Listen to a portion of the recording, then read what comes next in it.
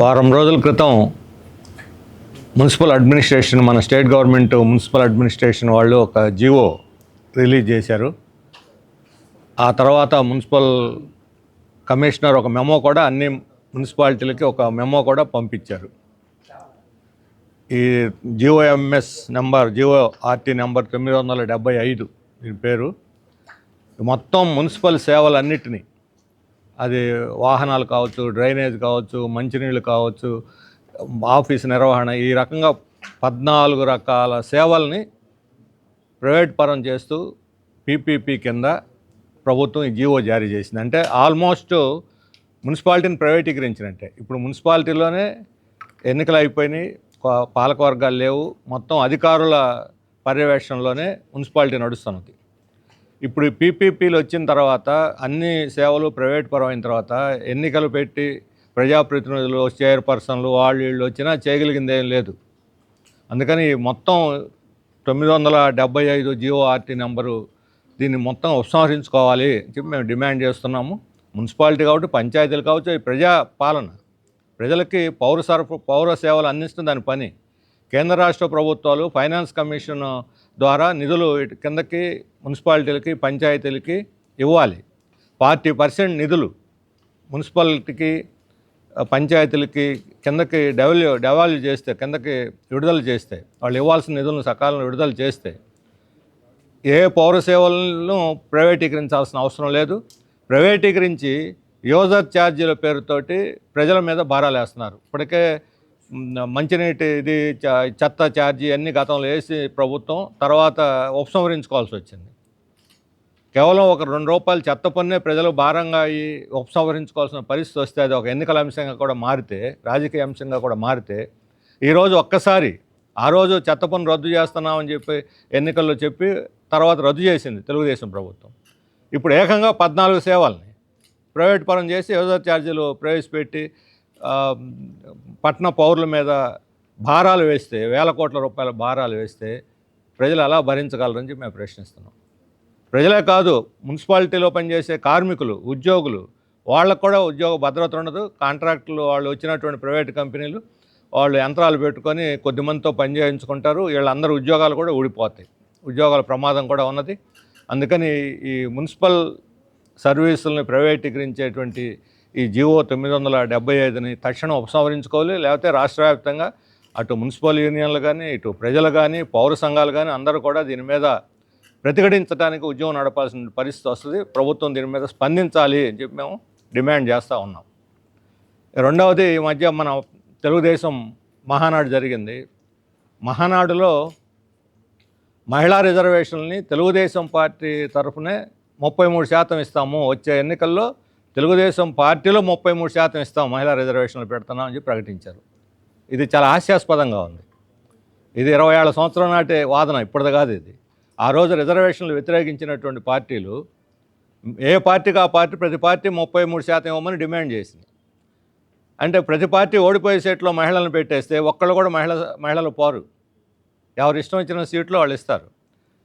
మహిళా రిజర్వేషన్ అంటే ఒక స్థానంలో ఏ పార్టీ గెలిచినా సరే మహిళే పోవాలి, అది మహిళా రిజర్వేషన్ల అర్థం. అంతేగాని ఓడిపోయే సీట్లు మహిళలకు ఇచ్చి చేస్తామనేది చాలా దుర్మార్గమైన ఆలోచన.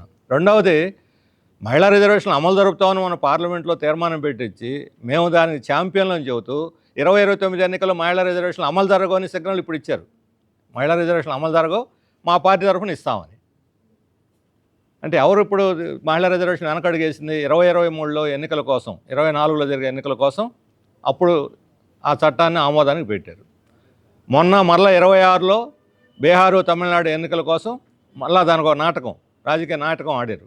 ఇప్పుడు ఏకంగా ఇక మహిళా రిజర్వేషన్లు అమలు జరగనట్టు పార్టీలో ఎవరికి వాళ్ళు సీట్లు ఇచ్చుకోవాలి మహిళలకి అని చెప్పడం అంటే ఇంతకన్నా దుర్మార్గం, ఇంతకన్నా మహిళలను మోసం చేయటం, దగా చేయటం, వంచన చేయటం ఇంకోటి లేదు. అందుకని మహానాడు తీర్మానం మహిళల్ని వంచనకు గురి చేసేది, దగా చేసేది అని చెప్పి మేము చెప్పదలుచుకున్నాం. తెలుగుదేశం పార్టీకి, వాళ్ళ కూటమికి నిజాయితీ ఉంటే 2029 ఎన్నికల్లో డీలిమిటేషన్తో నిమిత్తం లేకుండా మహిళా రిజర్వేషన్లు అమలు చేయాలి. ఇది మేము చేస్తున్న వాదన. ఆ రోజు తెలుగుదేశం కూడా బలపరిచింది, 2023లో తెలుగుదేశం కూడా దీన్ని బలపరిచింది పార్లమెంట్లో. ఈరోజు వెనకడుగేస్తున్నారు.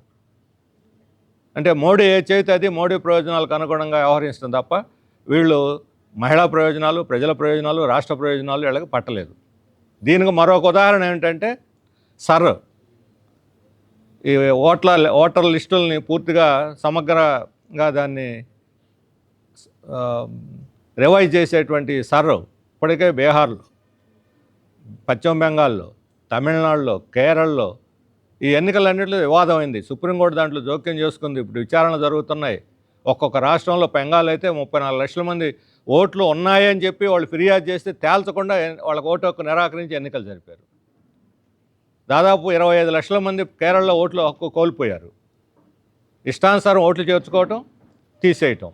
దీనికి చొరబాటుదారులని ఒక దుర్మార్గం పేరు అమిత్ షా పెట్టాడు. ఎవరు చొరబాటుదారులు అంటే ఎవరైతే పౌరసత్వం నిరూపించుకోలేరు వాళ్ళంతా చొరబాటుదారులా? పౌరసత్వం నిరూపించుకోవడానికి ఎన్నికలకు సంబంధం ఏంటి అసలు? ఈ రెంటికి సంబంధం లేదు. ఇంతవరకు భారతదేశంలో నువ్వు భారతదేశ పౌరుడివే నిరూపించుకోవాలి అని కోరిన వాళ్ళు లేరు. ఇక్కడే పుట్టారు, ఇక్కడే పెరిగారు, తాతలు తండ్రులు. అయితే ఎవరికైనా సర్టిఫికేట్లు ఉంటాయా? వారసత్వ సర్టిఫికేట్ ఏమైనా ఉంటే ఇవ్వమనండి.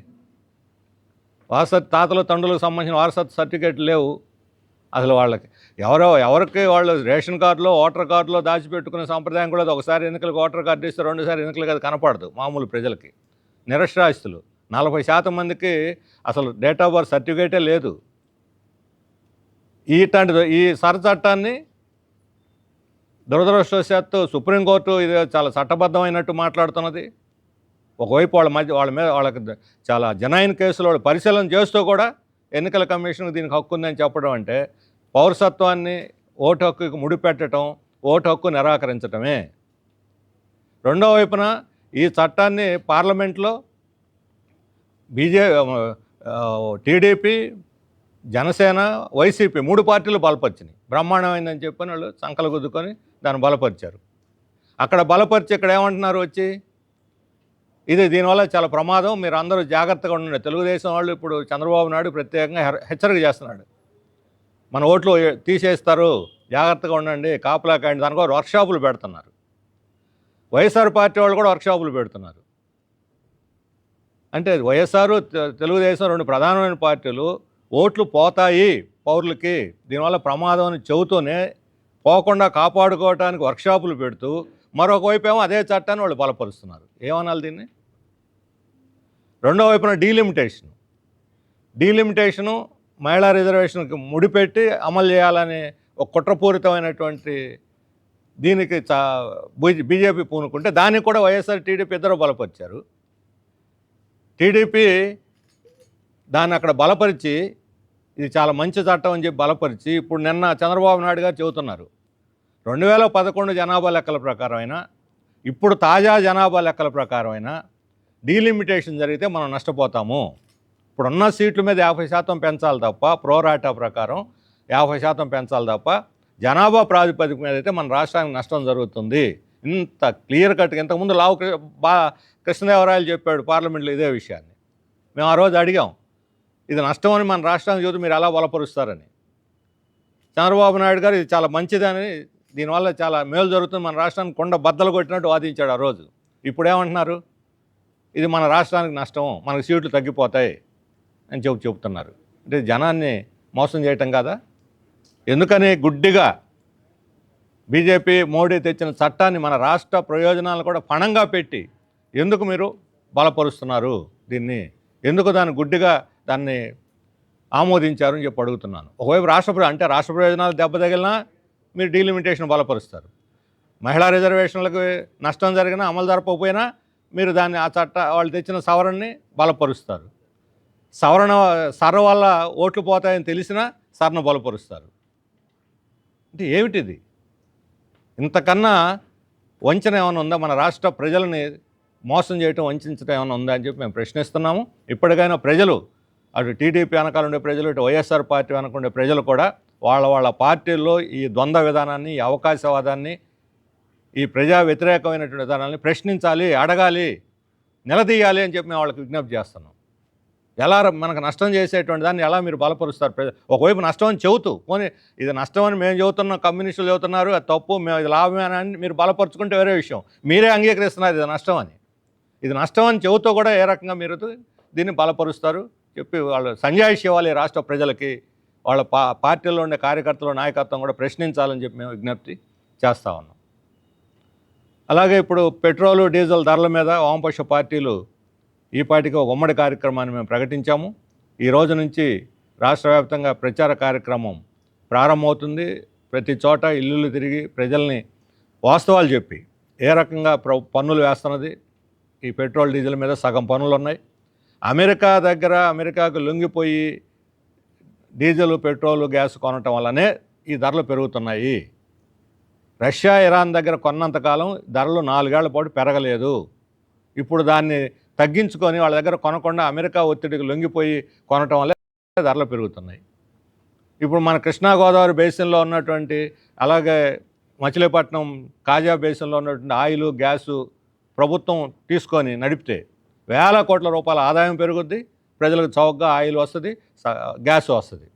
మన వనరుల్ని ప్రైవేట్ కంపెనీలకి, అంబానీకి, వేదాంత కంపెనీలకు అప్పచెప్పి మరలా మనం గ్యాస్ కోసం, ఆయిల్ కోసం ఎదురు చూపులు, నోరు తెచ్చుకొని చూడటం, క్యూలో నిలబడటం, ఎక్కువ రేట్లు పెట్టి ఇప్పుడు ఎంత భారం ప్రజలకి, ఎన్ని వేల కోట్ల రూపాయలు భరిస్తాల్సి వస్తుంది. ఇది ప్రభుత్వం, మన రాష్ట్ర ప్రభుత్వం తెలిసి ప్రజల మీద, రాష్ట్రానికి చేస్తున్నటువంటి అన్యాయం.